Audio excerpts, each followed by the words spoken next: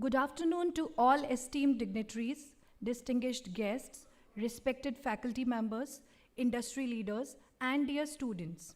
On behalf of Swami Keshwanand Institute of Technology, Management and Gramothon, Jaipur, it is my great honor to welcome you all to the Pre-AI Summit sponsored by All India Council for Technical Education. This prestigious event is organized in alignment with the India AI Impact Summit 2026, the flagship global initiative of the Ministry of Electronics and Information Technology, Government of India. Today's summit focuses on a theme of profound national and global relevance, empowering India's human capital for AI-driven future. This pre-summit event brings together celebrated thought leaders, technologists, researchers, entrepreneurs, and AI practitioners who have significantly contributed to shaping the AI-driven future. It is now my pleasure to introduce our chief guest, Dr. Amit Datta, a distinguished academician and seasoned administrator, currently serving as a director at the All India Council for the Technical Education, New Delhi, with an extensive professional journey spanning more than 2 decades across academia, administration, regulatory frameworks, and technical education leadership. Dr. Datta has played a pivotal role in strengthening quality assurance and reform initiatives and in India's technical education ecosystem. So, to welcome our chief guest, I now invite our director, Sri Jaipal Meelji, to kindly come forward and extend a warm welcome to our esteemed chief guest, Dr. Amit Datta. Sir, please.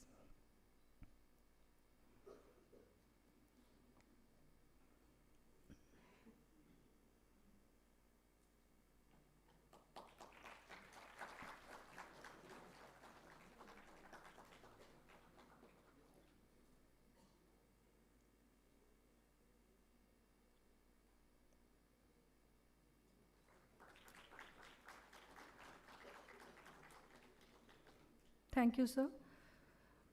Now I welcome our guest, Professor Puneet Sharma ji, Technology Dissemination Advisor, SKIT, and to welcome him, I invite Dr. Ambar Srivastav, sir, to present shawl and memento. Sir, please.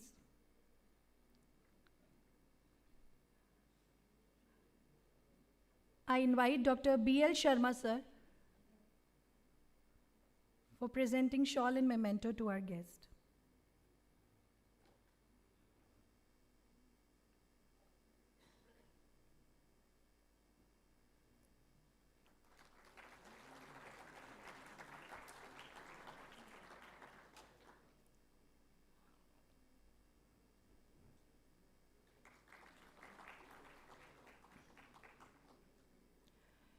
Now I invite our chief guest for address the gathering. Sir, please.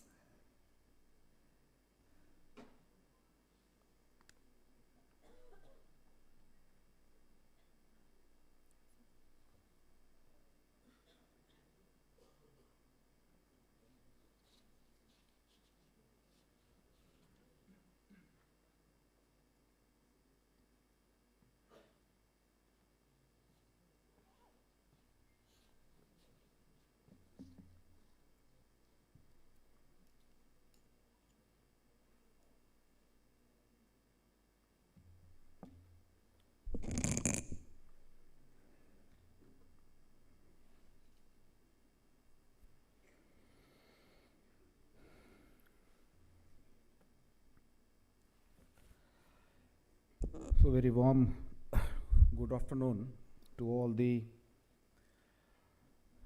distinguished guests who has joined us today.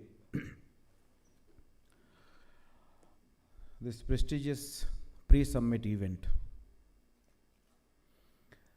And I welcome to the students and faculty members also for joining today's event. As it has been briefed by the previous speaker that this pre-summit is the event which is known as the side event for the main India AI Impact Summit, which is going to happen in February 2026 in Bharat Mandapam. The prior summit which has happened prior to this event, it was a Paris Impact Summit where the India and the France has jointly organized this action summit. So India is now hosting the India AI Impact Summit. This is the brief background, and why I am here, because the chairman AICT has been given opportunity to chair one of the theme of the event, which is human capital. So Honorable Chairman AICT is chairing the human capital chair for India, and these pre-summit events will actually help him to create the white paper from the India to all participating 120 countries. So this is the brief background about the event, and the co-chairs are from along with the chairman AICT, the co-chairs from the Philippines and the Rwanda. And this particular AI Impact Summit is conceived around the triad, which is the peoples, planet, and the progress. So our theme, which is a human capital, is more inclined towards the people-centric approach. So basically our working group is responsible and placing the spotlight where it is most belongs on the people. And we all aware that AI is actually reshaping the entire labor market. Labor market in terms of all the working forces. The world is continuously deliberating on two things. Mainly, we talk about the human capital, that is reskilling, upskilling of the entire workforce for the readiness for the AI economy, and the second, to enhance the international cooperation and knowledge sharing that support sustainable workforce transition in the age of AI. So during our discussions, we will also focus on how the human capital is going to affect. If we go to the reports of the World Economic Forum, approximately 197 million jobs are being replaced by the approximately 97 new million jobs. So if we talk about the gain for the society is, so we are been as a gainer side for the new job creations. But at the same time, the challenge is how to designate the new job roles, how to get the India should be well placed in the global south, and how to create the talent pool for the world, because we are the youngest nation. And down the line, next 25 years also, we are going to be the youngest nation. So the entire focus is on today's discussion should mainly about the reskilling, upskilling, and the international cooperations. And third, the observations on can we create an observatory in India to record the changes, to adoption rate of the AI adoption in the campuses. Will it be relevance to create the observatory within the system to monitor the embracing the changes and how our system is agile to adopt it? So these are the few thoughts which came in our mind to discuss and maybe focused during the deliberation points. And what AICT has already started doing for the adaptation during the last 2-3 years. Because see, from the regulator point of view, our concern is more serious towards the environment in the campuses. The present examination system is also going to be irrelevant very soon. Why I am saying so? Because I will take the example for me, Dr. Datta as a professor in computer science, and I am the examiner also. You have given me the responsibility to design the question papers for the forthcoming examinations. And I am the examiner also from last 6-7 years. So what student will do? They will simply insert all my 5 question papers to the AI, and they will ask a prompt, what would be the next question being said by Dr. Datta? So your question paper is already out.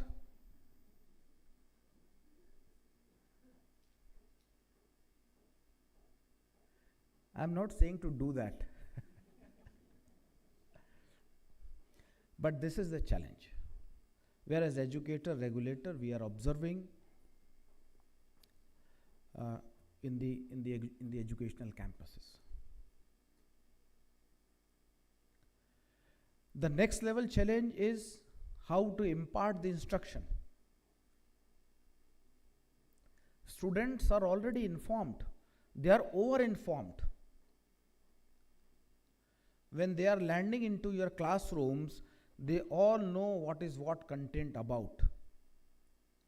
And every day I am telling you, you are also on a ramp walk. They will see, ये Google से पढ़ा रहा है, ये उधर से पढ़ा रहा है, उधर से पढ़ा रहा है. So the relevancy of the content is also on a stake. So the classroom teaching difficulty level should also going to be maybe if you say 0 to level 3rd. If you are not posing the content in a problem solving manner or a case study manner, your instruction level is also going to be irrelevant. And maybe the role of a teacher is required or not. The next level challenge is agentic AI. When an agent is coming and he is going to be a teacher of physics,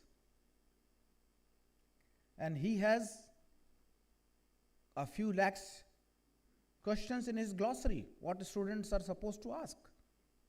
And he will answer you all possible questions.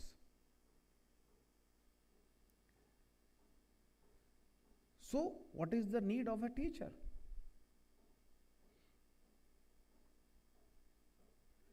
So, how the Indian system, and this is the challenge from the point of educator.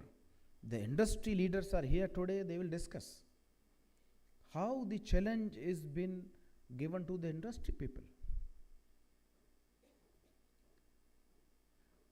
The future is the interaction between the man and machine. That is for sure. You can't stop it.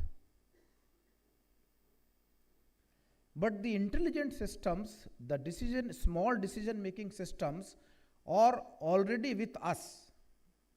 The car which you are driving is already having a decision making chip. The refrigerator which you are using in your house is already having an intelligent refrigerator temperature control system. Your washing machines. So up to a certain level of decision making systems are already with us. That is not a threat. The threat when the human adopted the AI in their part of instructions, education. This is going to be the game changer, where the world is coming to India and discussing about how the AI is changing the world. So friends, you are already aware about the pros and cons of the AI adaptations, but how India is ready and how we are actually trying to place India as a global talent pool for the AI, and how India is going to lead for the global south from front. This is the point where we are going to place in Fab 2026. Thank you so much for listening patiently. Thank you. Thank you, sir. Now I would like to invite Professor Anil Chaudhary, sir, to kindly take the stage and brief us about today's pre-summit event. We request you to lead us into objectives and vision of this pre-summit. Sir, please.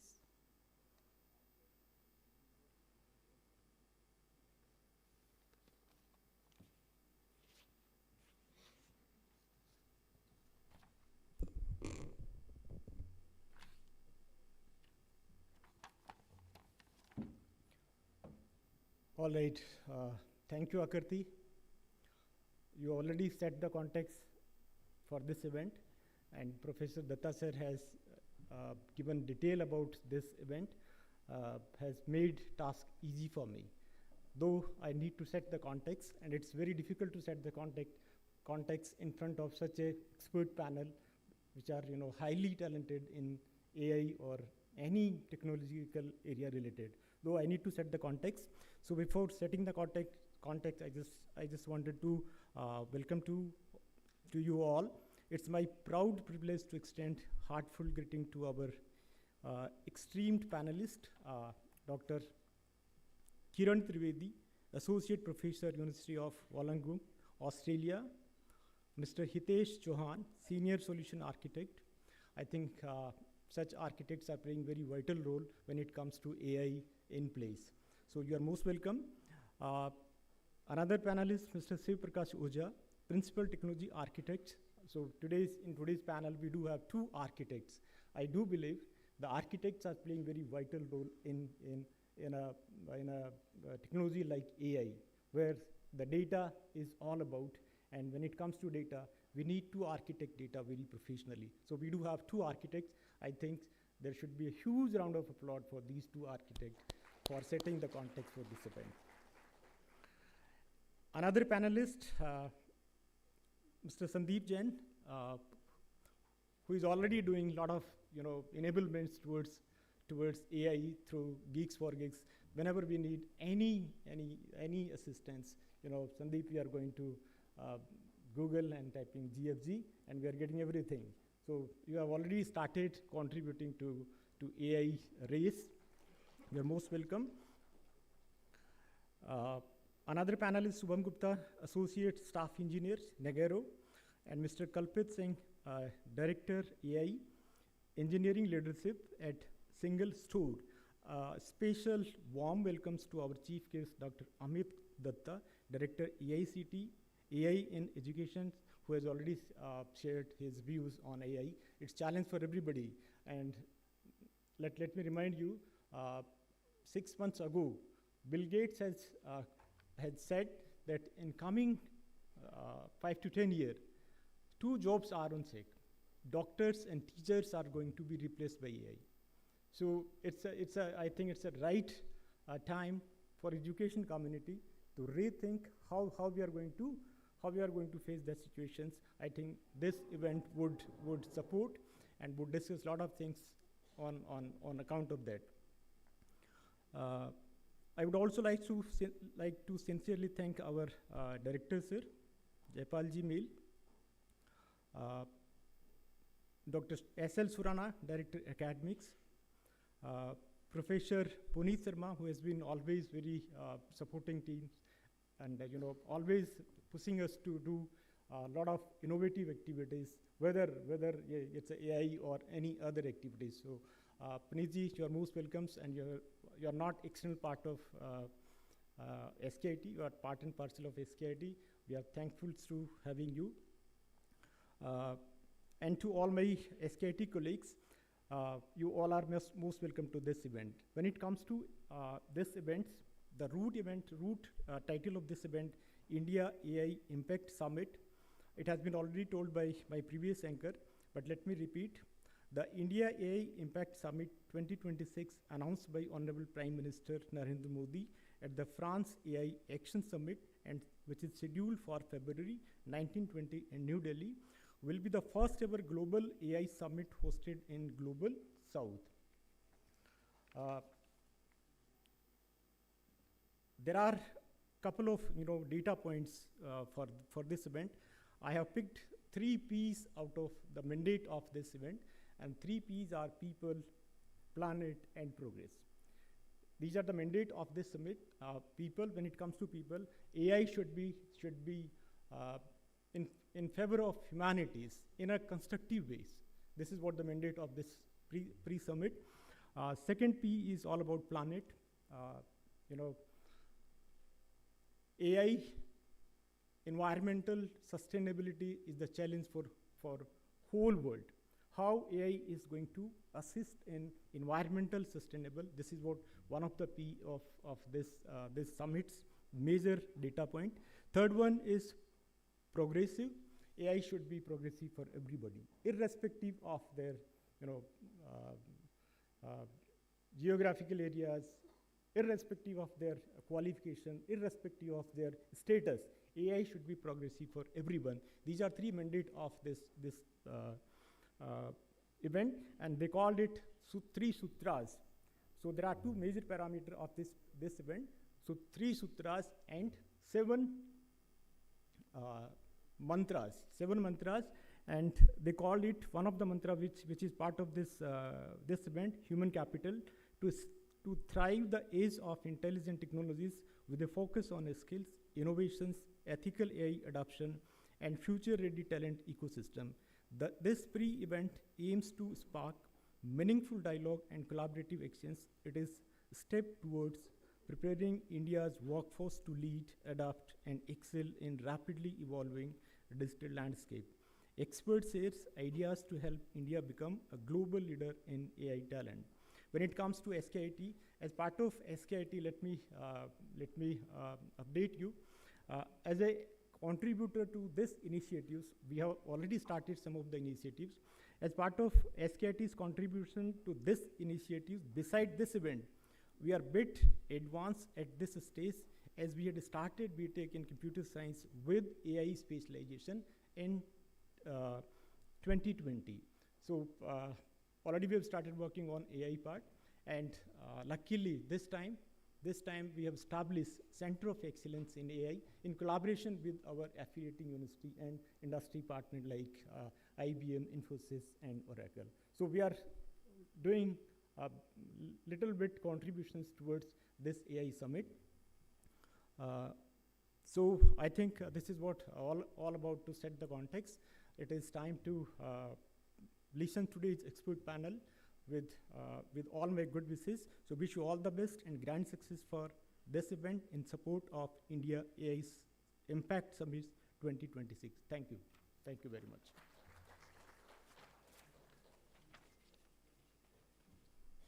Thank you, sir.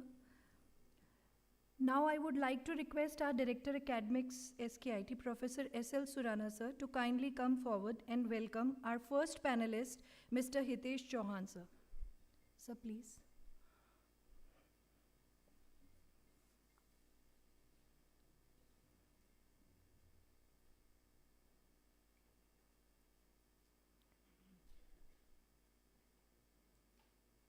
I request all the panelists to come on the stage after felicitation.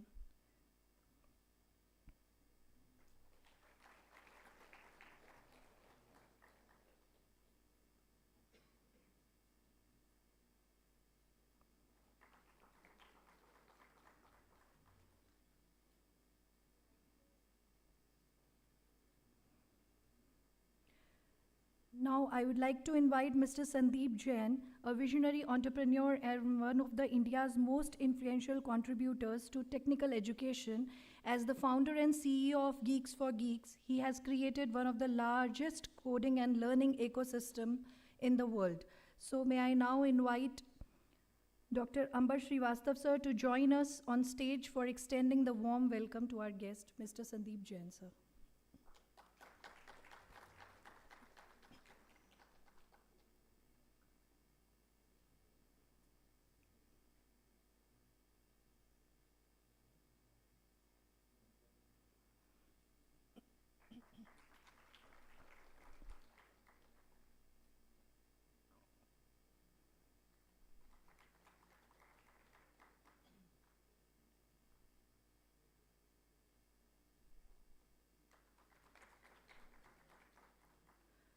Thank you, sir. We are delighted to welcome Dr. Kiran Trivedi, an accomplished academician and researcher associated with the University of Wollongong, Australia, with significant contributions to computing education, research collaboration, and global academic engagement. I now call upon stage Professor Mehul Maharshi, HOD CS Department, to please come ahead and honor our distinguished panelist, Dr. Kiran Trivedi.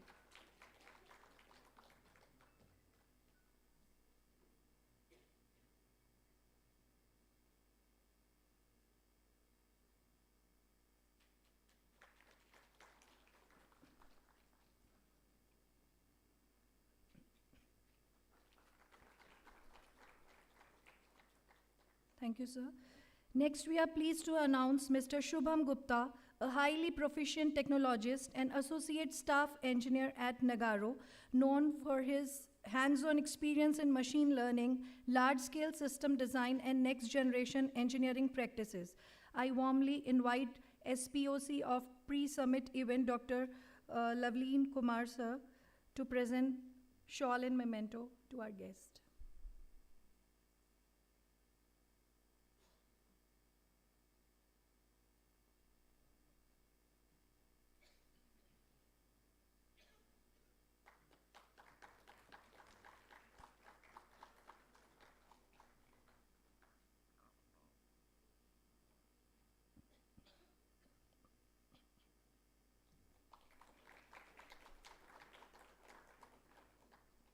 Thank you, sir. Next, we have with us Mr. Kalpit Singh, a leading AI strategist and director of AI at Single Store, with deep expertise in machine learning, data engineering, and enterprise-level AI deployment. He has been instrumental in shaping AI products and solutions globally. I request Dr. Vipin Jain, HOD IT, to step forward and extend our warm greetings to our guest.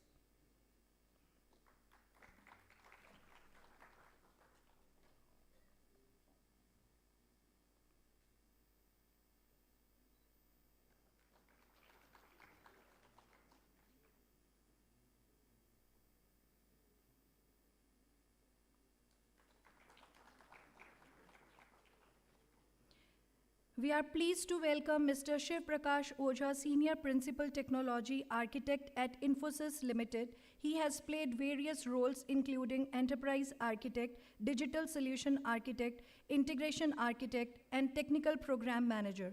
May I now call upon stage Mr. Sunil Dhankar to graciously honor our respected guest, Mr. Shiv Prakash Ojha, with a token of respect. Thank you, sir.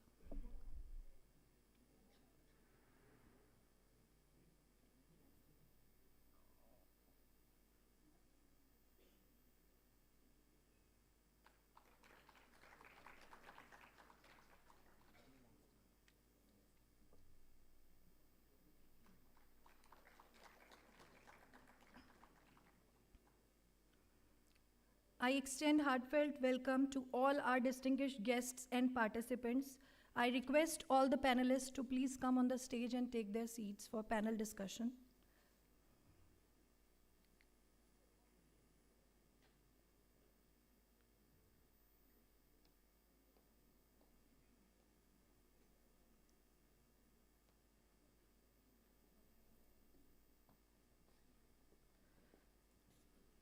So please.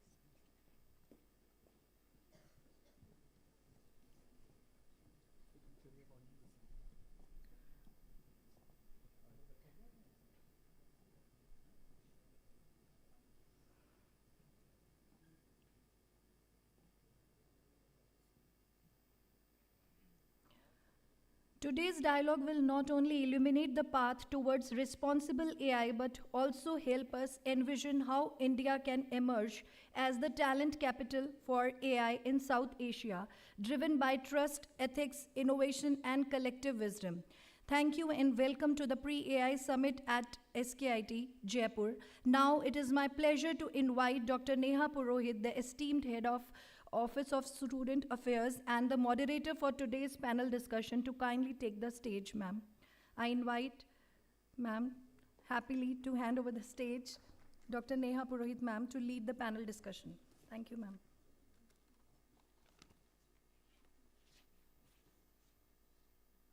Thank you, Akriti ma'am. And let me begin with the fact that it's my privilege to host this panel discussion with the presence of such esteemed panelists.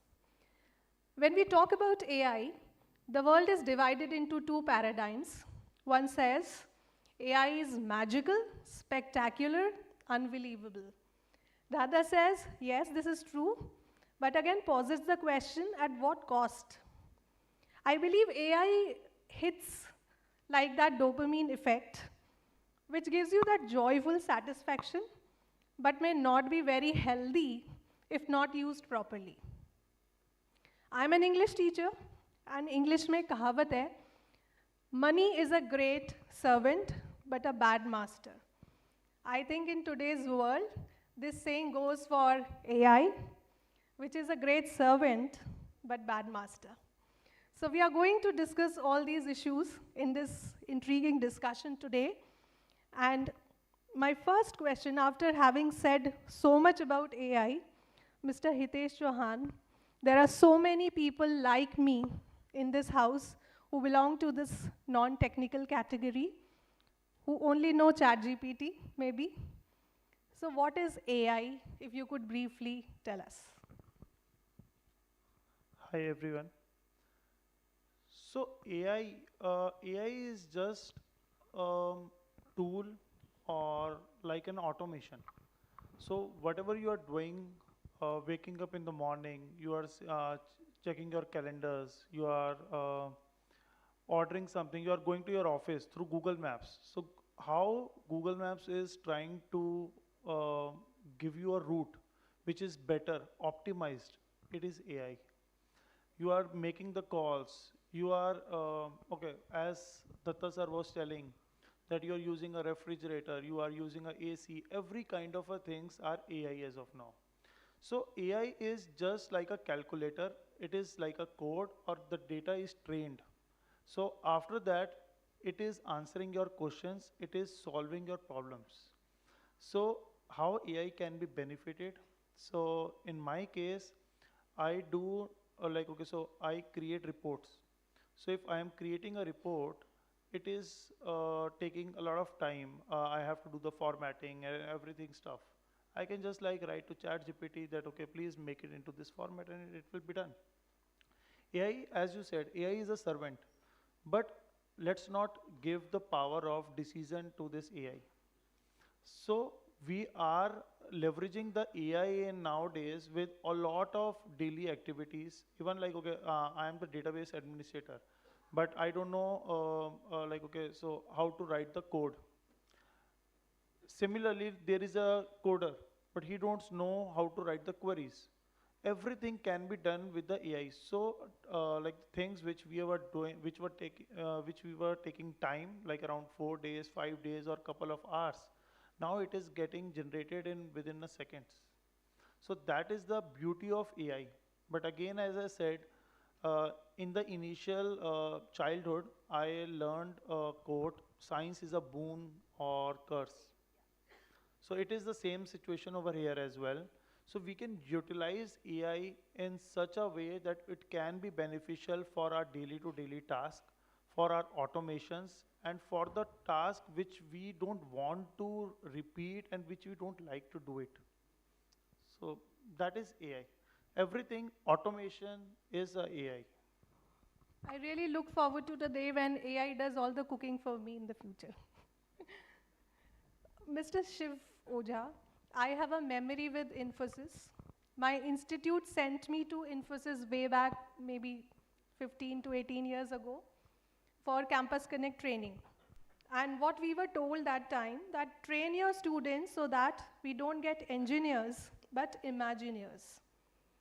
Does Infosys still believe in that value system? And how have the dynamics changed with the advent of AI? So, first of all, glad to be here. And I'm really thrilled that you still remember Infosys experience, and Infosys still believes in the same philosophy. Nothing changed. We always believed that catching them young means bigger impact, and having people who and in terms of AI, in case if I look at it from that perspective, right? Look, the way Infosys look at AI as a big opportunity. We classify everyone into 3 broad categories. If I start from the top, it's everyone will be AI user, and that's how we see it. That each one of us, whether we are from technology background or non-tech background, we will be user of AI. So everyone should learn and should be proficient in use of AI. That's the first category. The second category of the people would be AI builders. The people who will build solutions. So you will take a use case, you will take a business problem, you will solve that business problem, right? That's the second category of people, and most of them will be in this room. The people who will be AI builder, the future AI builder, I must say. And the third category of the people would be AI engineers. So the people who would probably build the large language models, they would innovate, make them more efficient, and so on.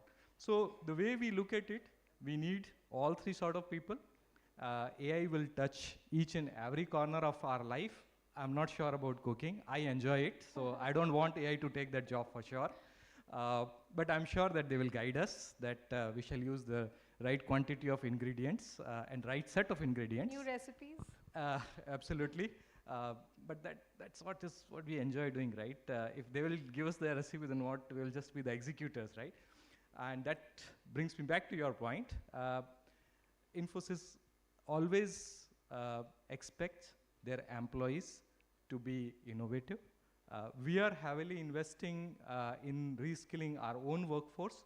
So everyone is mandated to take AI certifications, and Infosys as an organization is investing in bringing those tools for our everyday work as well. So, of course, look at AI as intelligence as a service at your disposal. And this is pretty unique to mankind, because so far, if you look at our past revolutions, the industrial revolution, they have taken effort out of us. but the cognitive abilities still remained with us. Now, it's bit difficult, like I said, right? I enjoy cooking and I enjoy even discovering some recipes. Uh, uh, I would not like to part away with that kind of, joy and pleasure that I derive from, right? But this is the new reality. We probably have to elevate ourselves and we have to see that how we increase our productivity with the use of tools like AI. And in short, everyone should learn AI in whatever sphere they are. And probably it will take some time to get to that level where they will do the cooking for us. Thank you so much.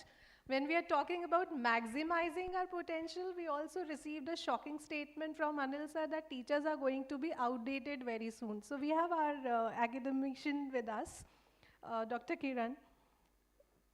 Would you like to share your viewpoint? Where does India stand in terms of academics and AI at the global crossroads? Because you are also dealing with international students. Thank you. It's a very interesting question in terms of when we look at the power of India contributing to AI in all aspects. I will try to touch upon few of them. The first thing is like the population India is having in terms of like more than 1.4 billion, and you know what we are trying to do is we are not the users of AI right now. We are the creators, as he rightly said, and we are building, we are even exporting AI. That is where we are standing right now. So it's a very strategic inflection point where we are standing as a global, in the global south or maybe globally also. Next part is that India is the only country right now which has a kind of a unified digital data infrastructure. Like just an example of take a fintech revolution in India. Like we are leading in the world. Nobody has that same ecosystem, and they are not going, like nobody is going to be able to build those systems within next 10 years. Nobody can beat us in that. So the government has, you know, strategically planned well in a way that how we can have some sort of, you know, expertise, like we can lead the world in a way, and even the government is also regulating all those things. That's a good part. Like if you look at US, Elon Musk can launch satellites. Here you cannot do that. So the thing is, like we have, everything is control, and when you have some sort of regulations on any of the things, it helps us building a better system. Second, if you look at out of 8 engineers, AI engineers specifically in the world, 1 is Indian. And if you look at the top 5 AI researchers in the world, mainly looking at the publication records, we are in top 5. So that is why, that is how we are contributing in terms of research. When we are already having engineers which are part of the global ecosystem in contributing to the AI as a whole. Second is that when we look at the digital data reporting tools and systems, we were a little bit lacking in those systems, because like just let me give an example that during COVID, what happened? We talked about that, okay, US and Italy has lots of, you know, casualties because of the COVID and everything. But India, we have a very strong immune system. But that was not the case. The only case was that we didn't have a data reporting system. So our data was not reported. So, but now India has started thinking in that direction also, that whenever you go to any of the hospitals, you are digitalized, your record is on with the government, and finally government is able to build the future systems on that. So these are some of the aspects where we are standing right now. Again, I would like to add something to this, looking at the academic point of view, that if you just Google or maybe search on internet, you will find that 80% of the innovations in the world, or whatever products we are using right now, the first research was done by the professor. So they are the creators of the world, I should say. I mean to say the initiators of the research, and you know, that is how it works. Take any of the product which you are using right now. The first research paper would be written by the professor in the university. They are not the businessmen, so they will simply do the research and stop there, and they will start doing another work. But the companies who will take the, like do the technology transfer and finally will build the product. So everything starts from the young generation with the help of the students and the professors team. We do a lot of research, and India is doing great into those things. Some suggestion in terms of like if we can create a kind of a pool or a bank where, you know, everything is organized well, kind of a infrastructure where companies can access those research, or maybe they can start building the product, because right now everything is unorganized in a way that if I do a publication, it may be sitting somewhere on the journal's paper, proceedings, but like I don't know which company are using them. We do have a very strong ecosystem in terms of intellectual property rights, because in last few years we have observed that because of the help of the government of India, Many of the professors have been able to grant the patents and everything. So in that sense, we are doing great, but at least for the research to turn into a product, we need some sort of kind of an ecosystem to be more prominent into that area. Next part is, if you compare the whole world, what happens usually that the companies who are building great products, say for example, Apple, I'm not criticizing anyone, but any of the company you take an example, most of them are working behind solving the problems of 5% rich people in the world, not the poor. But India is a very diversified country where we have huge amount of different sort of variety of the problems. If you go to, say, coastal city of a Gujarat or maybe go to Vizag somewhere, both the fishermen might have a different problem. And we have huge amount of data and huge amount of diversity in the data, so we can bring lots of, like majority of the solution using AI. So how we are, I should say, lucky, privileged, great in terms of, utilizing this power of data, what we have as a country. And if you look at all other companies, specifically the US companies, they are top 10 in the world, mostly in terms of building the software products. But when you look at who are developing those, they are Indians. Who are users, they are Indians. Who are earning, who is making business out of that? That's the US company. So the question is, why should not we harness this benefit that we are the creators? Because when I was in Seattle, my campus was located among the 75 buildings of the Amazon. I saw that 80,000 Indian people are working over there. They are building the same product. In India, we are using Amazon as an app. So we are the creators, we are the users, but finally, the revenue goes to that company, and I mean to say that country specifically. So we should harness that power. We have lots of better companies as compared to even these great companies in the world, but we need to lift them up, we need to provide them support, and all aspects, like I should say, we are right now at that point that we should,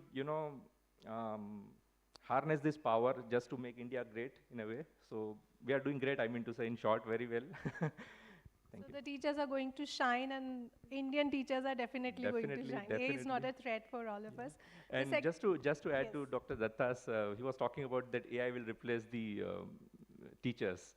So once this panel discussion is over, I will be happy to demonstrate my own AI clone professor, who is me only.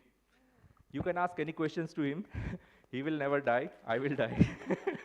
And he will be able to answer all the questions. So AI is not, I should say, replacing us, but it is reshaping the jobs. Previously, it was teacher-centric. Now it is student-centric. And how we can harness that power also in terms of bringing it great.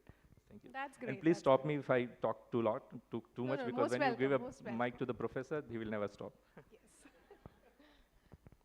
So another profession that Anil Chaudhary sir mentioned were doctors. And this brings me to Mr. Kalpit, because he has experience with healthcare and AI.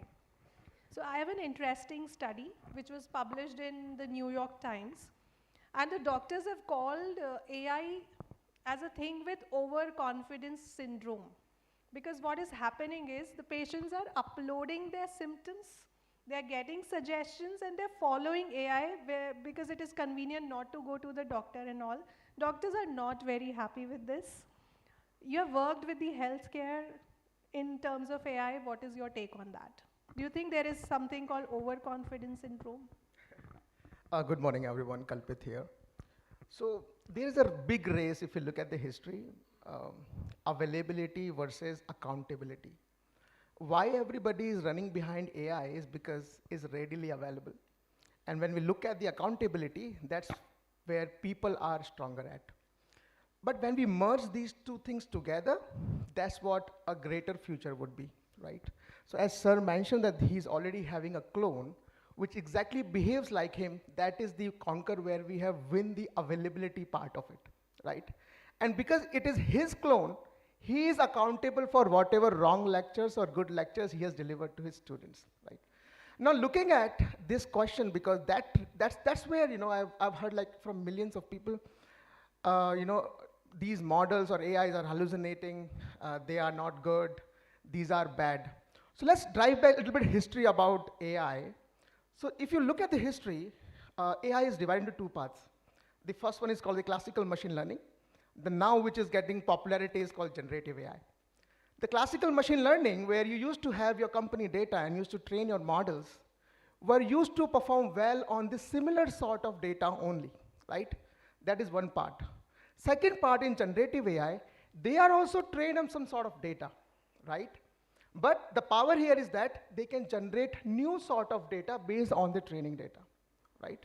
So they have, so in both the scenarios, if you see, there is a very important part which we call it as context. If the model is having the context, it will conquer the thing, okay? Now coming to the domain where ma'am was talking about, for doctors, assume a scenario, I am a doctor, you're coming with some sort of symptoms, right? And you're telling me, hey, I got fever, I have, numbness in my hands, or doing some ABCD things daily, psychological illness is also there.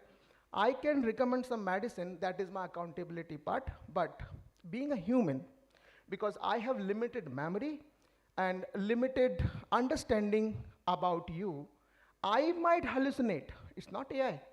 I might hallucinate, you might have allergies to some drugs, you might have some sort of diseases in the past, you're already taking some medicine on a regular basis.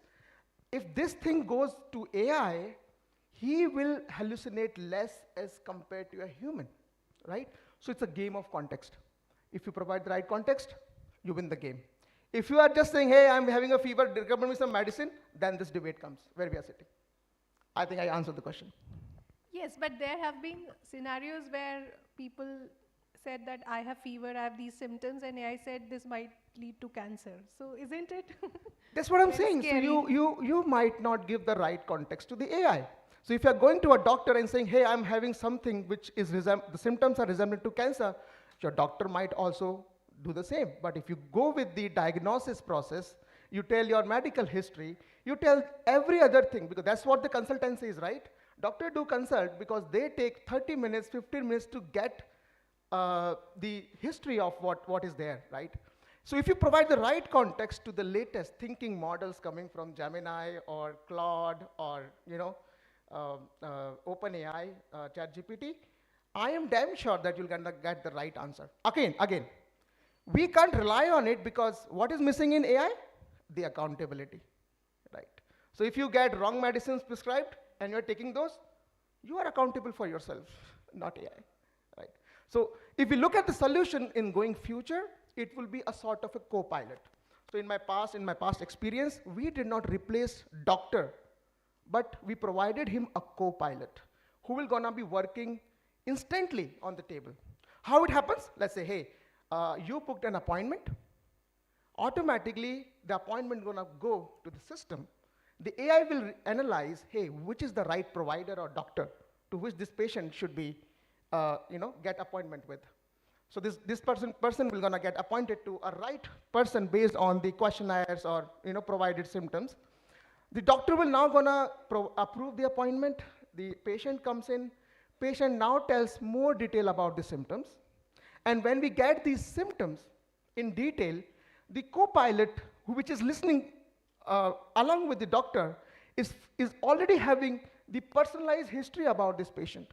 So when the history is already there, doctor might hallucinate, not the AI. So it is recommending on the screen in real time, hey, for this symptom, because this patient had this disease earlier and these allergies to these medicines, I believe this drug suits well.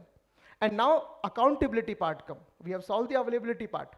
The doctor decision, because he is now accountable, that these are the suggestions, which medicine should I, re-rank, or which medicine should I prescribe based on this detail, because I can't go through the complete history of the patient. The synopsis of the patient history is now available in real time with me. So that's the sort of solution we should look forward for, not replacing doctors, because accountability is not. Yeah, thank you, thank you. So I would like to apprise the house that we have somebody here our students look up to, Mr. Sandeep Jain. He is a role model for a lot of our students because he trains them for problem solving. Sir, my question to you is, when all the problems are being solved by AI, how are we going to maximize human potential? First of all, it's my second visit to SKID and always pleasure to be here. And I would like to thank all the organizers for organizing this great event. Now, coming to this question, how do we maximize the human potential? So I'll share with you a small story. When ChatGPT came in, everybody in our office was talking about this. And I was like, I was doing Geeks for 10, 15 years, and I was like, कि बहुत सारे technology आते रहते हैं, we should not worry about this, it will go away in some time. And then I shared something on LinkedIn, and somebody commented that we don't use Geeks for Geeks as much as we used to use earlier because we have ChatGPT now, and I was like alarmed that weekend. And I was making videos for my course, and I just gave it a JavaScript code, and I asked it, like, I'm getting error. I didn't even ask, I'm getting error. I just pasted the code, and it told me within few seconds that you have this error. And I was shocked. I mean, being a teacher, it takes me a lot of time to figure out where is the error with a lot of experience.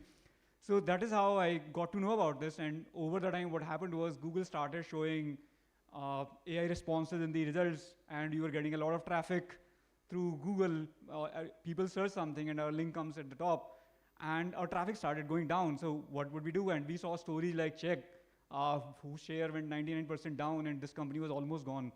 So for us, what we did as a company to handle this, earlier we were publishing a lot of content which was SEO perspective, that somebody searches Google, they would come to us. And as he mentioned, accountability. AI is giving you responses, but it's not accountable. And we were publishing a lot of content by public contributors. So the change that we made in our system was, we started making sure that every content is perfectly right, and every content is very briefly written. And this is all organized in the form that people don't come through Google, they come directly and learn from here. So that is what we started doing, that is what we have been doing from last 2 years, and we have got really good success. We are seeing a lot of direct traffic on Geeks for Geeks. So my point is this, whatever comes as a challenge to you, whether it is AI or any technology in AI, as a human, you always need to come up with a solution, and you need to see how well you can utilize the technology. We use AI a lot to generate that content, but we modify it, we refine it, we add images, we add videos, and that has been working really great for us, despite AI being there and 60–70% people just going through the AI responses of the Google, and very few people clicking the first link and fewer people clicking the second link. But our traffic has again started picking up. It's almost there where we were before ChatGPT. So the thing is, as a human being, and if you consider the current situation, I just relate to the current scenario with what Jio did. See, Jio brought data free in India. Who were the bigger beneficiaries of Jio? Those were the companies like Zerodha, Zomato, and maybe companies like us who could publish a lot of content and people consume through Google, and because internet became available. So similar situation is right now in AI. There are companies like OpenAI or Google or Microsoft, they're running into losses. And they're like Jio did, right? So they're providing all these three things, most of these things for free. As a user, as a software developer sitting in a college or an early working professionals, the thing that we should be doing is, we should try to become Zomato and Zerodha of that technology. We can be the bigger beneficiary. The amount of software engineers we have in India, we can use the technology, build solutions which can first serve Indians or maybe local community, and then scale to the international level. Thank you, sir. So we often talk about Yes, sure. I would really like to give huge upload to sir, because if you go to deep research part of either ChatGPT or Perplexity, Geeks for Geeks links are there, and that's a huge contribution, sir.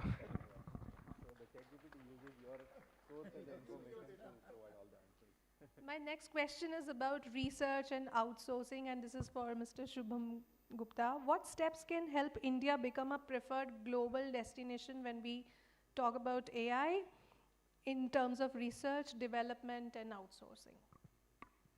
Hello, everyone. So, thank you so much for inviting me here. So, probably I'm the youngest in the panel. So, forgive me if something goes fine. Okay. So, the question is very simple. I will split this into 3 parts. And first part is very funny. And that is the use case that we have to understand, that how we are using the AI. So I was just secretly checking my wife's phone, and she was searching on ChatGPT that if it is if it is all my fault, then also how can I win an argument to my husband? So this is a use case that people can go by any use case, right? So we build iPhones, and if we can use this to throw to someone else's head, so this is not the proper use case. So we have to understand the use case of AI, that why we have built this and why we have to use it. So we need to understand the use case. Second part is like as we have set the right context. Like sir initially had joined the state and set the context, then you started as a moderator, and then we are starting inputting the content more into the context, right? So if the context is boxed, like we are in the room, we are discussing onto the same topic, if it is same, we for sure be getting the right answers, right? This is all about the AI works.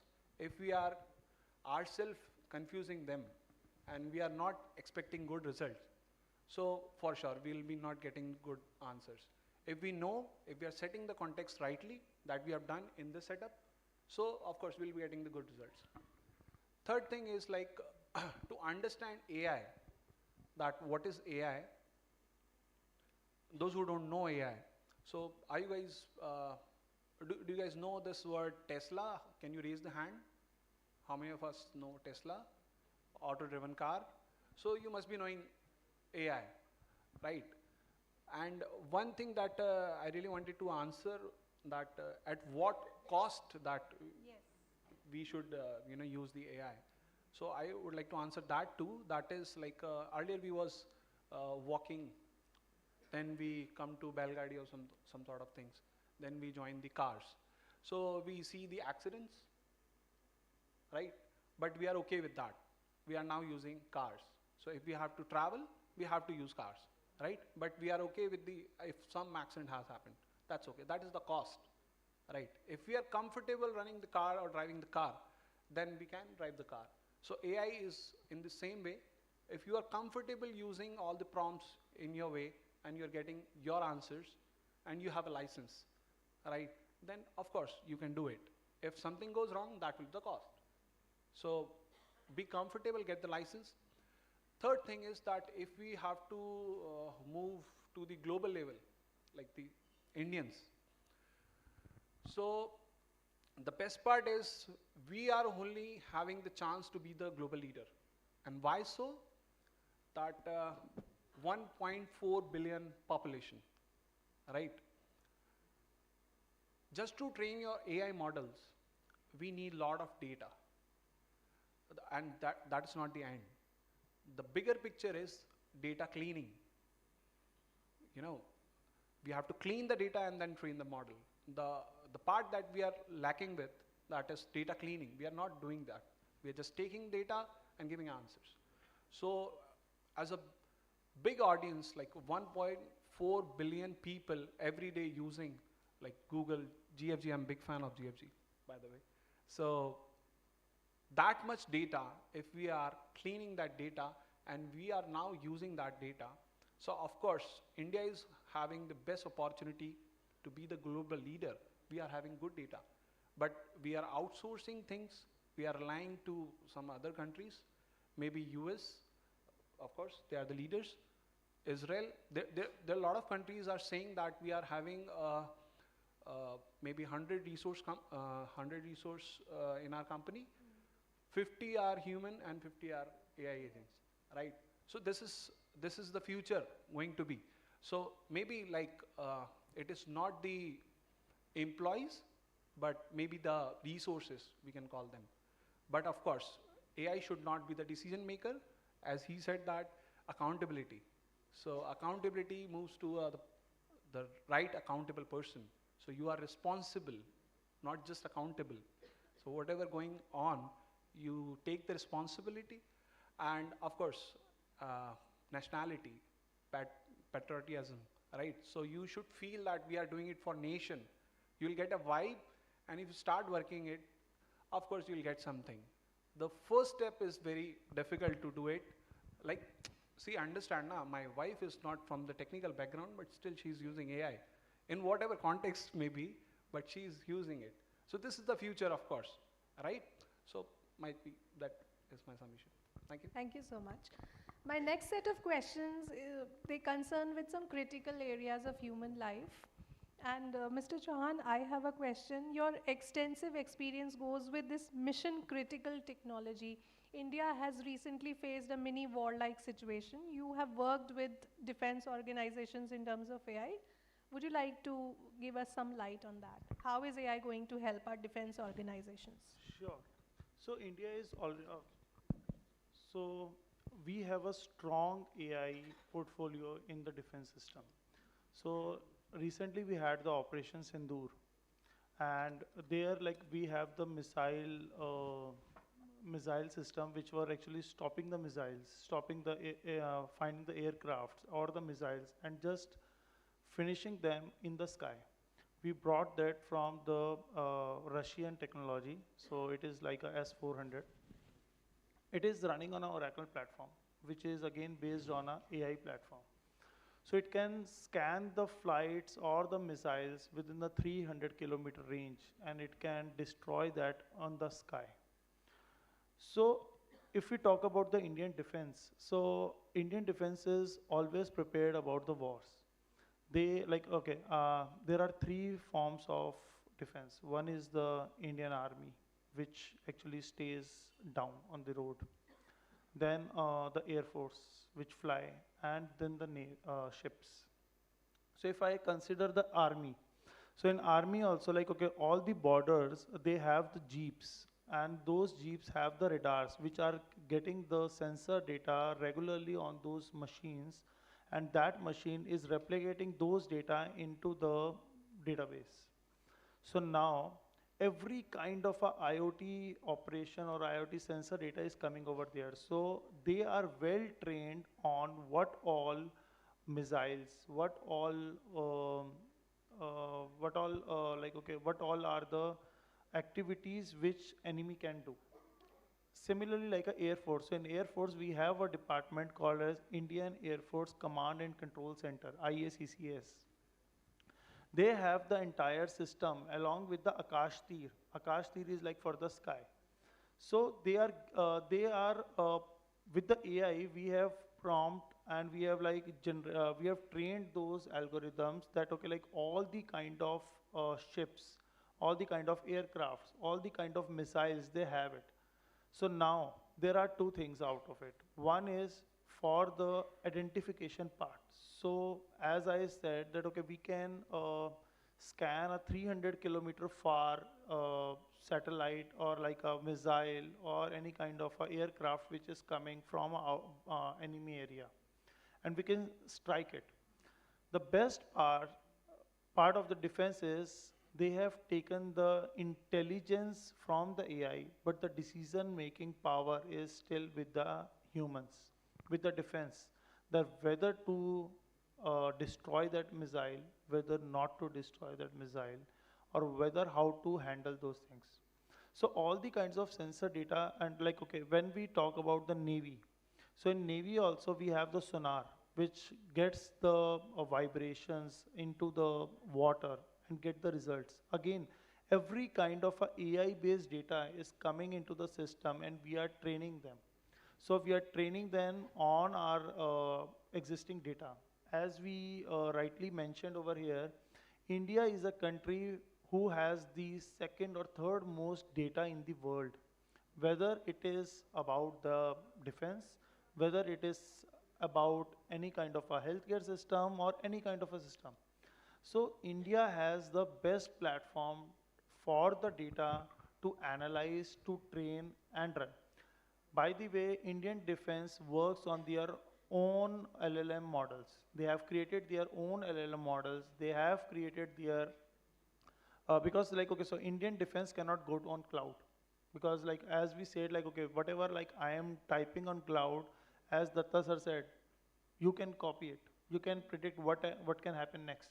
So entire Indian defense is on working in a very absent mode where there is no cloud, nothing. They have created their GPU models. They are training them on their data sets. They have their whole GPU stacks, and they have created their private cloud itself. And last thing for, as you were mentioning that, okay, like what we can do to make India as a better AI. And as sir said that, okay, like the professors, I think every, like, okay, so as he was mentioning that the every article, first article of the AI is from the professor. So we see like a lot of Indian population we have, a lot of Indian AI students are there, engineering students are there. We should fund more and more to the universities in collaboration with the established organizations funded by the ministries and the government. We should focus on more education based on the AI thing. We have around approximately if 1200 professors in AI as of now. We should actually make it as a policy that in next 5 years we should have around 5,000 professors. And the reason, like, okay, so sir was mentioning that, okay, like in AWS or in everywhere, like, okay, out of 80,000 people are Indian. Reason, we are not spending too much on them. They are providing the money. It is similar like a same, if we provide some grants, if we provide higher packages, if we provide higher infrastructure to them, then they will be retained in India. That AI will be generated over here. So right now what happens is like I am doing AI stuff, I am doing everything, but whether I am getting resources, no. I am getting only ChatGPT, Google Gemini, but what about the ChatGPTs where I can create my own algorithms, where I can train them. More platforms are required over here, more data centers are required in India, and the access to the college students to do their research purpose and the PhD for fellowships, like who are doing their fellowships. If we are creating, if we are retaining those talents over here, then definitely we have the best infra, we have the best data, we have the best people. One more critical area with AI, and this question is basically for the teachers, Sandeep sir, Kiran sir, ethics and AI. Students and even working professionals, they tend to go for shortcuts. We see assignments are copied, everything is copied because it provides a very fascinating shortcut to everything. How can we deal with that? Ethics with AI. I think accountability is a big thing there. If I totally support using AI, whatever anybody is doing, whether it is an employee using AI to generate content or generate code, or a student taking help of AI to solve the assignment, if there is a tool, we should be using it. There was a time when Google came in and people were like, why don't you read books and why are you using Google? But then everybody started using Google. So I believe AI is going to be the same thing, but there were people who were blindly copy pasting from websites and everywhere. There were people who were actually improving it, understanding it. So that's the difference. And that comes within the students who are actually good, honest. They do understand and, so more than this, they need to basically be taught the basic skills, the honesty skills, the soft skills. That's more important than any particular AI ethic. That's my understanding. So it's a very good question, and I'm completely agree with you. I will take it in a different way in terms of academia, first of all, that everyone knows ChatGPT. Most of the people are using ChatGPT, and if you do a survey, 80% will say, I use ChatGPT. 20%, I lightly say they are lying. So basically everyone uses that. Now the question is, it is all about providing them information in terms of AI literacy from the childhood. But right now we are the generation where the ChatGPT came into the picture, that we didn't had that opportunity to learn about AI literacy during our high school days. So now the question is that how can we generalize, formalize it in a way that can we bring some sort of generative AI policy? Because while I was in Northeastern, we had a generative AI policy in the university. Even in Australian University, we have a generative AI policy that tells everything in detail about like how you can use. So I even tell my students during the laboratory sessions that, okay, if you have any doubts, you can go to ChatGPT and you can even find it out the problems. So finally, either you ask me or you can use any tool, everything is same, but there is a difference in terms of using the ChatGPT, in terms of assessing the kind of getting the answers, or maybe when critical thinking is required, you should not be dependent on that. Now the question is that because we believe in getting the quick answers, shortcuts, we don't want to work. So it's all about a human nature. Psychologically, if you look at all these things, it all started with a revolution in a way that we don't want to do anything in future. That is what the human race is all about. What we are trying to do, that we initially invented the remote control so that we don't need to go to TV set and change the channels. So remotely we started doing that. Nothing wrong in that. Now this is an era where we are, that we don't want to use our brain, and that's a big problem. So when the critical thinking is required, we need to see that, okay, up to some extent it is fine, but we should not be dependent on that. We should not be the slave of those technologies that we cannot live without them. These days, like many a times I tell my student that, okay, this email has been written by ChatGPT, I can easily identify, because we are human and we are intelligent more than AI, right? So I tell, for the first time, you can definitely get an experience how to write an email for your sick leave, or maybe write it politely, because based on your prompt, it will give you all the answers. But next time, don't go to ChatGPT. You write at your own, because now you have learned. So maybe you can use this tool as an aid, as an assistant to be a better person, to gain more knowledge on that. But now the question comes in that on our side, specifically when professors are using ChatGPT. So many of us must be using that, but there was a recent news article in New York Times that a Boston-based university professor set up a question paper using ChatGPT, and he forgot to remove the last prompt. And the paper was published. So a student found that, and he reported to the university's vice chancellor that the university professors are using ChatGPT and give me my fees back. I don't want to study in this university. What was the stand of the university? That was surprising. And the university gave the reply to the student that we promote usage of AI. We we have included the inclusion of AI into a university system. We tell them to use them. And there is nothing wrong if the professor has set up the question paper using that. If you want to leave the university, leave, fees will not be refunded back.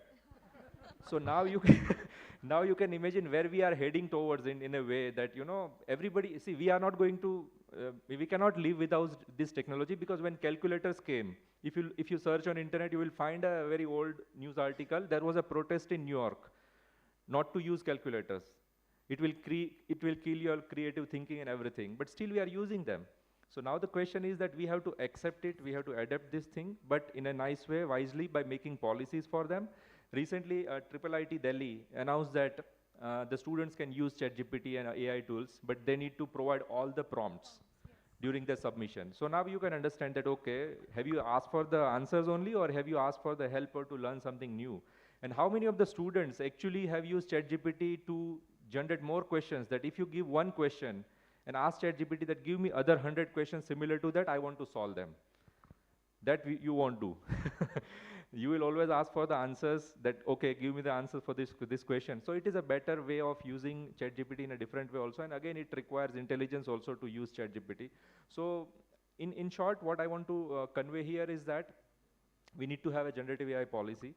The wise use or the ethical use of ChatGPT, and when it comes to ethical aspects, it applies to all sort of things in our life, not only the ChatGPT, but even like when we look at someone's answer book during the exam, it is not even ethical. So the way we are using ChatGPT, it is similar to any of the ethical aspect, and we are the person who knows whether we are doing ethical or unethical thing. That is what.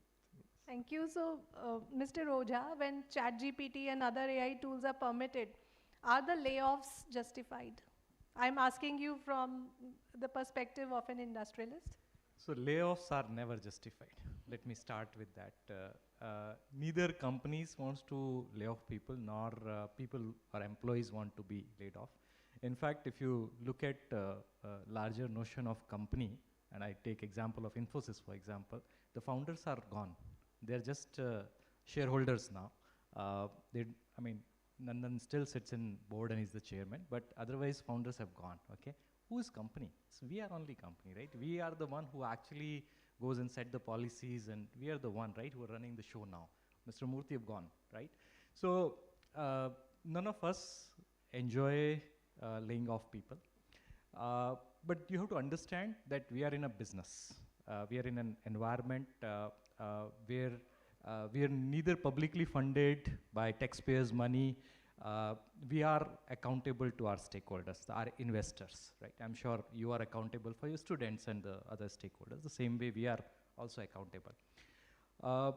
You have to understand that AI, like I said, right, it is a unique, we are in a unique juncture in our mankind history, because intelligence has been the core domain of human, and we have been proud of that.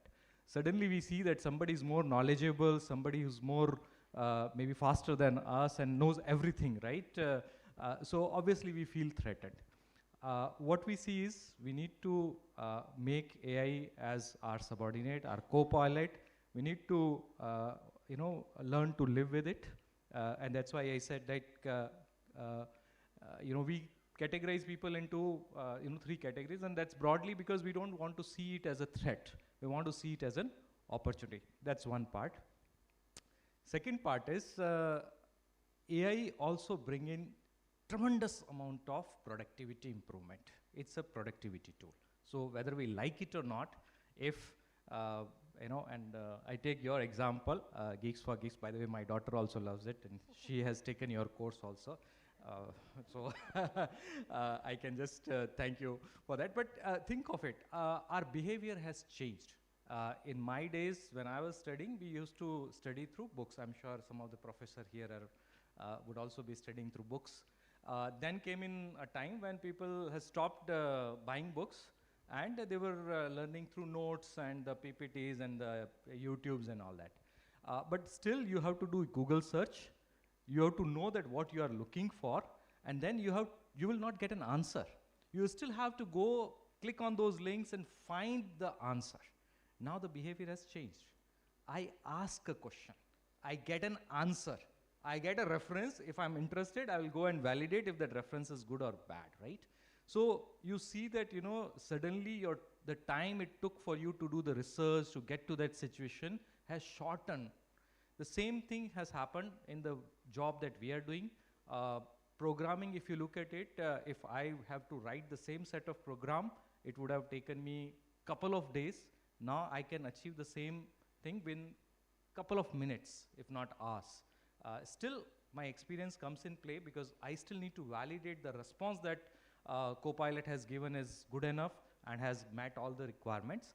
But I still have to, but it shortens the time frame. The cycle time has shortened a bit. What does it mean? It means that we have lot more opportunities to serve.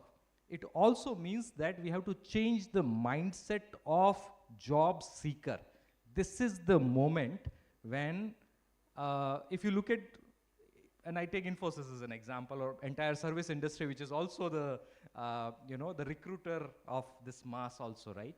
Our industry traditionally is linked to the headcounts.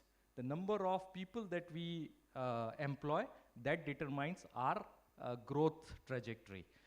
We were linking our revenues with the people. It's per individual productivity or the revenue that we earn. This is the moment, because of the productivity boost, there is a decoupling happening between the revenues that our company can earn and the headcount that we have in our company. Now, from Infosys perspective, it might be a shift, but think from the student perspective. If anybody in this lot had a great idea and they were looking for, to assemble a team, to grow their team, they would have needed certain capital to nurture their idea. Now that's no more hurdle. You can use AI, you can have agents, you develop some of the agents, and they will help you. They will be your employee. So now the mindset has to change from job seeker to job provider. And that is very important, pivotal moment for us. And this is important because education, the way we have been educated, probably it has to change. Now we have to spark more and more curiosity, right? You have to go, you have access to the content, that is available. Even if I have to learn about AI, I really don't go and buy books anymore. I go and look at the YouTube. Stanford has given that entire lecture. They've opened it up. I can just go. It's my curiosity now. If I need to learn, I need to go open it up. I need to spend that whatever 1 hour, 50 minutes lesson that I need to take to understand that how LLMs are being built. But that is now my curiosity. So the point is, layoffs, nobody enjoys it. We definitely don't enjoy it. It's emotionally very taxing. I personally do not believe in that. I believe in reskilling, And it's also the companies who are doing, are actually laying off people. There are two primary reasons. One is the individual is not able to cope up with the current situation. I think that every one of us has to learn. We have to understand that AI has an impact. The second part is the companies who are laying off, they are out of imagination that how they can outgrow and basically leverage the existing workforce to do something different, what they have been doing, right? So it's also lack of their imagination. I think these are the two things that are, these two factors that are causing. Otherwise, I think what we need to do, and if I will give you one message that you have to take away from this, this panel is, change your mindset from job seeker to job provider. Pick up a problem, run with it. It's a moment, it's your moment. Thank you, that is relieving. And this idea of asking questions and getting answers brings me to my last question, and that is for Mr. Kalpit, AI and mental health. I have come across cases among my students where they're asking AI for their problems, anything that disturbs them. They're happy with the answers because AI is not judgmental. They get the answers what they crave for. So AI has become their friend, philosopher, guide. They don't need a psychiatrist, any counselor. Do you support that? Well, I think psychology and psychiatrist both are like different things, should not be the same problem we discuss about doctors, right? Now coming to this sharing, like where I want to share my deep thoughts with AI. So let me tell you, when I was buying my car, I was asking so many questions to ChatGPT, just to get, it was providing me the insights which I was not aware of. And that really helped me out to buy the perfect car for me. Same way, when on a daily basis, when you are with some problem emotionally, you are feeling low, it's good that at least somebody is readily available to listen to you. Your physical friend is miles away, you have to call him, but here just text and you're getting the answer, and that boosts, your emotions. But if we look at what friendship is more about connectivity with the people physically, right? So I'm sure you guys are using multiple digital platforms where you are creating your avatars. And you can imagine, even Meta has done a lot of research on it. I was also the part of one of the mixed reality startup in Bangalore. So that's where I got this context. So it's really gives a sort of delusional or delilu to all the people when you're living in something which is completely virtual, right? I'm meeting you somewhere which this place, which is virtually created. You are also virtually there. It gives a sort of tech achievement, but when we look at what exactly it is defining for humanity or friendship, it is not, right? So when we look at our mental health, how our well-being is, it's good that what is available currently you ask them, but we should not forget about socialism. That's where pubs are created where you enjoy with your friends. That's where cafes are created where you can enjoy with unknown people, right? And that's where all these things are happening. So when we talk about mental health, I would be into indirect support. Like, I don't want to support that you should use ChatGPT for any sort of mental. I'd rather discuss with your mom, your father, your girlfriend, or maybe your friend. Whoever is readily available, he can support you, right? But there is one thing. There are so many things which are so much private to me, and I don't want to discuss with anybody, right? Even I feel guilty in discussing with my health professional, right? In those cases, as I said, just to boost your morale, you can still try to do that, but you should not always dependent on ChatGPT for any such use cases. Because this is not we have built ChatGPT for. It is an informational store which can work for co-pilots, for agents, or to help you, assist you in achieving some goals. But emotions and other things, it's better if we wait for the right type of AI coming into, or upcoming, like AGI, artificial general intelligence, which actually gives you that power that, hey, what I have to behave in a particular constrained environment, right? The last point I would like to end, ma'am, why I'm saying no to not use AI. Let me give you what is the agenda behind me saying no. All these models are trained on world's data, okay? My culture, my India, my nation, and my region is completely different from what is there being taught, what is there is happening in US or Europe, or maybe in South India or North India. When I prompt somebody without giving right context and ask simply, hey, I'm feeling low, what should I do? It might give you something which is more being researched, or generally, we have token caching also in all the AI world. So you will gonna be getting the ranked, whichever query is mostly searched, you will be getting those answers.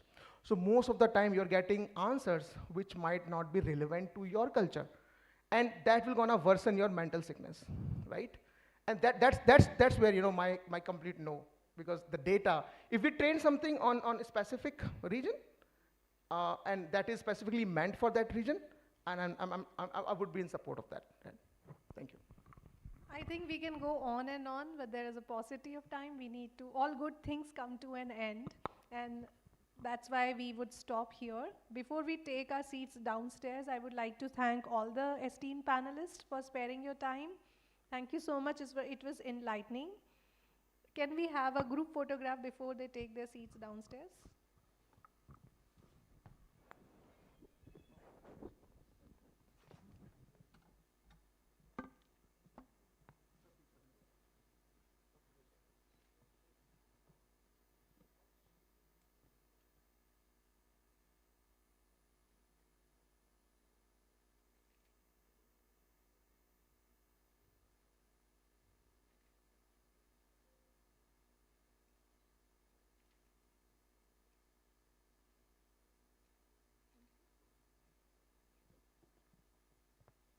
A big round of applause as a token of thanks to all our panelists. Thank you so much.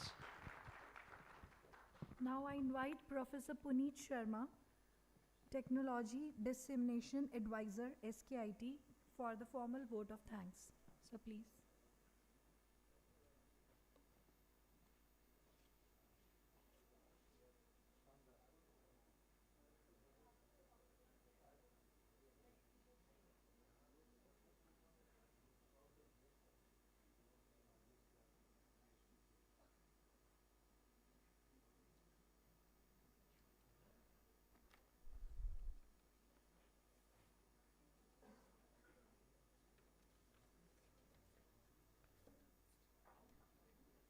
Namaskar and good afternoon. The hangover of SIH is still there. People, those who were here till last night, late evening, they're still having those keywords: problem statement, solution, problem statement, solution. So still the agenda for today is in continuation to the last day's evening.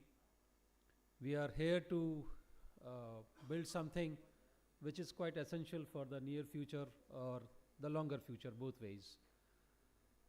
Building something for India, because China is having the advantage of data privacy, and somewhere we are losing that using ChatGPT and other platforms which are developed not by Indian people. So for today's occasion, just as usual, one piece of advice is always there. So, dear teachers, if you can suggest your students to maintain a diary of your observations in connection to problems. Societal problems are everywhere. The moment we get up and the moment we go to sleep, whole day is full of problems. If we just start analyzing the problems, and we can have a culture of discussing problems rather than film stars or cricket or politics. So when you come to your classroom or leisurely during your lunch hours, those problem statements can be discussed, and identifying few of them which can be taken further to create solutions. Dattaji is very much here, and AICT is providing all kind of possible support, even if it is documented or not documented. I'm sure Dattaji would appreciate that if you send an email, sir, this is something new we want to do. AICT will come up with a solution in terms of policy. So that kind of liberal, open minded approach AICT is having. And the idea of sensitizing you all by conducting such kind of workshop, pre-summit is quite noble. And whatever we have gained today, we must take it further to the classrooms. And I'm sure in the month of February, don't wait that whether your CL will be sanctioned, whether college will be funded or not. You must go to Delhi, Bharat Mandapam, in the interest of your own self as well as in the interest of nation. Because unless and until we meet some new people, we don't get good ideas or new ideas. So the dignitaries, those who are sitting here on the dais, each one was having vast experience. And if one line can be taken from here, Dattaji well mentioned that everybody is scared of about they might lose the jobs, but the real picture is something else. So it is rather enabling rather than it's a threat. So on this occasion, first of all, I congratulate and thanks AICT for choosing this topic and choosing SKIT as a center to conduct workshop. So opportunity has been given to me to extend vote of thanks despite of having all senior faculty members. Thank you for the opportunity. Honorable Chief Guest Dr. Amit Dattaji and good friend as well. Respected panelists, Dr. Kiran Trivedi ji from University of Wolong, Mr. Hitesh Chauhan, Oracle Incorporation, Sandeep Jain ji, Geek for Geeks, Mr. Shivprakash Ojha, Infosys Technologies, Mr. Shubham Gupta, Nagaro, Mr. Kapil Singh, I'm sorry I'm missing the name of company, esteemed representatives from the management, faculty members, from peer institutions and dear colleagues in terms of professors. I am deeply honored to extend a heartfelt vote of thanks on behalf of organizing this pre-event summit, panel discussion on empowering India's human capital for the AI-driven future.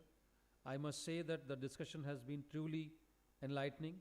Our esteemed speakers have shared remarkable insight on AI adoption, skill transformation, innovation pathways, and the future of India's digital ecosystem. Your perspectives have not only enriched the gathering but also inspired us to shape India's AI-enabled future. A special note of gratitude to our chief guest, Dr. Amit Dattaji, for his valued presence and for reinforcing the nation's vision for strengthening India's capital in the coming time as emerging technologies. Sincere thanks to our members of management and administration hosting for this wonderful event. We also acknowledge the unwavering support of Ministry of Electronics and Information IT and AICT for providing this platform and championing India's mission of digital empowerment and technological excellence.